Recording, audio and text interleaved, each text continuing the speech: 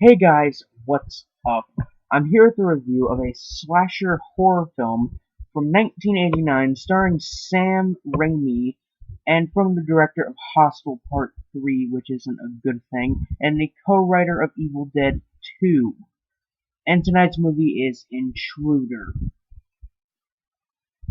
So, this movie is about a night crew at a local supermarket who end up being stalked and murdered by a mysterious man.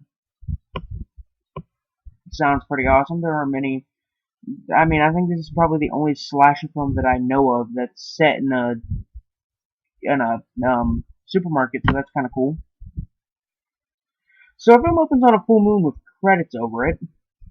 The camera pans down to the supermarket where the last few customers are checking out, and the night crew is about to begin their shift. The cashiers talk about stuff,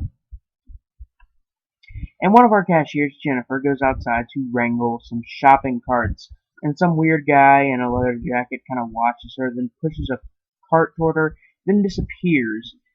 The guy then shows up at her cash register buying cigarettes before starting a fight, hiding in the store. And Jennifer calls the police, and everybody looks in the empty aisles, and one of the guys ends up stealing and eating some Oreos. One of the workers does. One guy looks in the um, looks in the darkest part of the store. One looks in the meat hook infested meat locker, and the other just takes a smoke break, leaving the girl who the guy is after in the middle of the store alone, talking on the phone to the police as loud as she possibly can. So yeah, they eventually find him and throw him out. Now the night crew can really get to work, clean up the mess that the greaser guy made, and yeah. Then they finally, you know, get to work before the phone rings and the greaser guy's calling, and the crew is stocking shelves and pricing items, and the store boss complains about the workers, and the stoner guy and one of the cashiers have like a heart-to-heart moment. Okay, so will the intruder be caught, or will there be a cleanup on every aisle? Intruder. Pretty awesome slasher flick. Um, bad acting and writing, but it's enjoyable.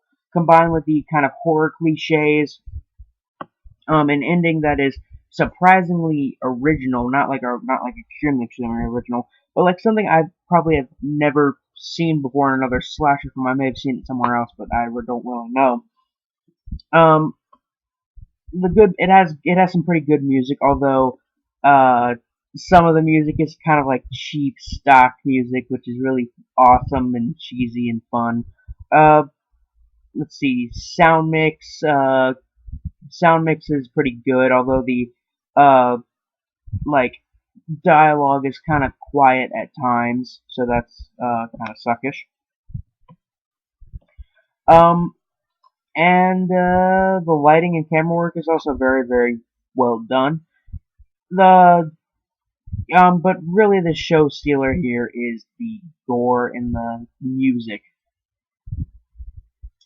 It the gore and effects in this movie are very very well done. This may be probably one of the best slasher films of the eight lady of the late '80s, and I'd have to say it's up there with like Sleepaway Camp 2, Child's Play, Blood Diner, Opera, slasher films that came out between '78 and '79. That's 87 and '89. Oh my gosh, I need to get some sleep. It's 2 in the morning actually. So I would definitely suggest this to any fans of slasher films. There's also some pretty kind of clever, cheesy comedy thrown in there, just for good measure. which I really enjoyed. Let's see, on the gore meter from 1 to 10, 1 being something like the Corpse Grinders, and 10 being something like Brain Dead.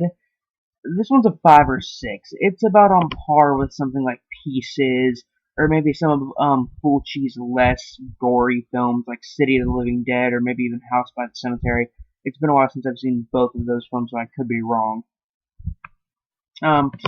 Intruder, really great slasher film. Highly suggest to people who love kind of 80s slasher films and horror and gore films.